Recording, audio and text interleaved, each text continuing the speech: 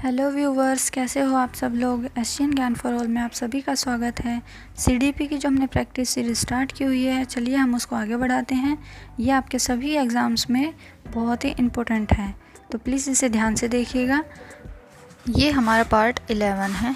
चलिए स्टार्ट करते हैं। चलिए देखते हैं अब अपने फर्स्ट क्वेश्चन को। हमारा फर्स्ट क्वेश्चन है, निम्नलिखित में से कौन सी प्रगतिशील शिक्षा की व्यवस्था है। केवल प्रस्तावित पाठ्य पुस्तकों पर आधारित अनुदेश, परीक्षाओं में अच्छे अंक प्राप्त करने पर बल, समय सारणी और बैठने की व्यवस्था में लचीलापन, बार बार ली जाने वाली परीक्षाएं। तो जो प्रगतिशील शिक्षा होती है उसकी विशेषता है ऑप्शन नंबर 3, समय सारणी और बैठने की व्यवस्था में लचीलापन। चलिए देखते हैं अब अपना नेक्स्ट क्वेश्चन। नेक्स्ट क्वेश्चन हमारा, पियाजे के संज्ञानात्मक विकास के चरणों के अनुसार इंद्रिय गामक यानी संवेदी प्रेरक अवस्था किसके साथ संबंधित है। अनुकरण, स्मृति और मानसिक अनुरूपण, तार्किक रूप से समस्या समाधान की योग्यता, सामाजिक मुद्दों से सराकोर, विकल्पों के निर्वेचन और विश्लेषण करने की योग्यता। तो इसमें जो हमारी संवेदी प्रेरक अवस्था होती है, इंद्रिय गामक यानी कि 0 से 2 वर्ष की जो होती है, उसमें बच्चा किस चीज़ से संबंधित करता है, तो वो होती है हमारी अनुकरण, स्मृति और मानसिक निरूपण। हमारा ऑप्शन नंबर 1 ठीक हो जाएगा। चलिए अब बढ़ते हैं नेक्स्ट क्वेश्चन पे। नेक्स्ट क्वेश्चन हमारा, कॉलर वर्ग के अनुसार शिक्षक बच्चों में नैतिक मूल्य का विकास कर सकता है। अब शिक्षक ऐसा क्या काम करे जिससे कि बच्चों में नैतिक मूल्यों का विकास हो सके। हमारे ऑप्शंस हैं, कैसे व्यवहार किया जाना चाहिए इस पर कठोर निर्देश देकर, नैतिक मुद्दों पर आधारित चर्चाओं में उन्हें शामिल करके, व्यवहार के स्पष्ट नियम बनाकर। सॉरी, इसमें जो थर्ड ऑप्शन है वो 2 बार रिपीट हो गया, पर इसमें आंसर है हमारा ऑप्शन नंबर 2, नैतिक मुद्दों पर आधारित चर्चाओं में उन्हें शामिल करके बच्चों को नैतिक मूल्य सिखाया जा सकता है और उनका विकास भी किया जा सकता है।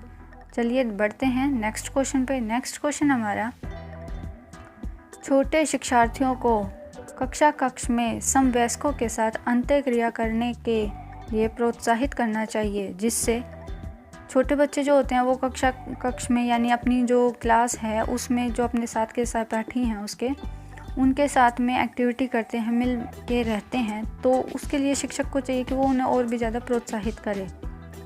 तो वो क्या क्या काम कर सकते हैं शिक्षक कक्ष को बेहतर तरीके से नियंत्रित कर सकते हैं। वे एक दूसरे से प्रश्नों के उत्तर सीख सकते हैं। पाठ्यक्रम को बहुत जल्दी पूरा किया जा सकता है। वे पढ़ने के दौरान सामाजिक कौशल सीख सकते हैं। तो ये सब एक्टिविटी करने के बाद में जो शिक्षक को मिलता है वो मिलता है ऑप्शन नंबर 4, वो पढ़ने के दौरान सामाजिक कौशल भी सीख सकते हैं। चलिए देखते हैं नेक्स्ट क्वेश्चन।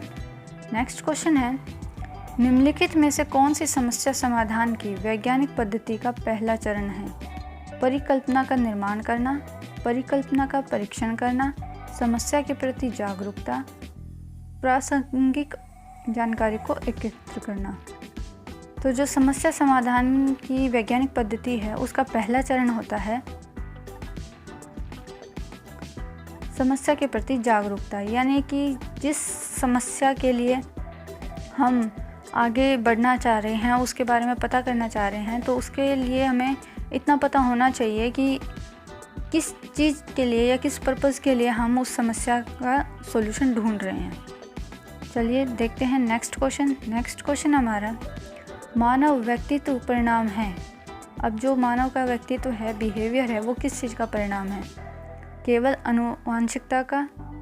अनुवांशिकता और वातावरण की अंतःक्रिया का, पालन पोषण और शिक्षा का, केवल वातावरण का। तो जो मानव व्यक्तित्व है वो हमारा ऑप्शन नंबर 2, अनुवांशिकता और वातावरण की अंतःक्रिया का परिणाम होता है। चलिए बढ़ते हैं नेक्स्ट क्वेश्चन पे। नेक्स्ट क्वेश्चन है, जब बच्चा कार्य करते हुए उबने लगता है तो यह इस बात का संकेत है कि संभवतः कार्य यांत्रिक रूप से बार बार हो रहा है। बच्चे को अनुशासित करने की ज़रूरत है। बच्चा बुद्धिमान नहीं है, बच्चे में सीखने की योग्यता नहीं है। तो बच्चा जो है वो एक ही कार्य को बार बार करता है तो ही वो उस कार्य से उबने लगता है, बचने लगता है। उस कार्य से बचने के लिए वो किसी और कार्य में लगने लगता है, वो बाधाएं भी उत्पन्न करने लगता है। चलिए देखते हैं नेक्स्ट क्वेश्चन। नेक्स्ट क्वेश्चन है हमारा, शिक्षा के संदर्भ में सामाजिकरण से तात्पर्य है सामाजिक मानदंडों का सदैव अनुपालन करना, अपने सामाजिक मानदंड बनाना, सामाजिक वातावरण में अनुकूलन और समायोजन करना, समाज में बड़ों का सम्मान करना। तो शिक्षा के संदर्भ में जो सामाजिकरण है उससे तात्पर्य हमारा होता है ऑप्शन नंबर 3, सामाजिक वातावरण में अनुकूलन और समायोजन करना। मतलब जो भी हमारा सामाजिक वातावरण है, जो भी रीति रिवाज हैं या फिर जो भी नियम वहाँ बनाए गए हैं उनका पालन करना और उन्हीं के अकॉर्डिंग अपने काम करना। चलिए देखते हैं नेक्स्ट क्वेश्चन। नेक्स्ट क्वेश्चन हमारा, निम्नलिखित में से कौन सा विकास का सिद्धांत है? विकास की सभी प्रक्रियाएं अंतर संबंधित नहीं हैं। विकास हमेशा रेखीय होता है। यह निरंतर चलने वाली प्रक्रिया नहीं है। सभी का विकास दर समान नहीं होता है। तो देखिए इसमें जो सारे ही ऑप्शन है वो नहीं वाले दिए हुए हैं, तो अब हमें ये देखना है कि इनमें से कौन सा सही है। तो वो है हमारा ऑप्शन नंबर 4, सभी का विकास दर समान नहीं होता है। सभी बच्चों का जो विकास की प्रक्रिया होती है वो डिफरेंट होती है, वो समान नहीं होती है। चलिए देखते हैं आज की वीडियो का लास्ट क्वेश्चन। जब बच्चे की दादी उसे उसकी माँ की गोद से ले लेती है तो बच्चा रोने लगता है। बच्चा डैश के कारण रोता है। अब बच्चा जो है वो किस कारण से रोना शुरू कर देता है जब उसकी दादी उसकी माँ की गोद से उसको ले लेती है?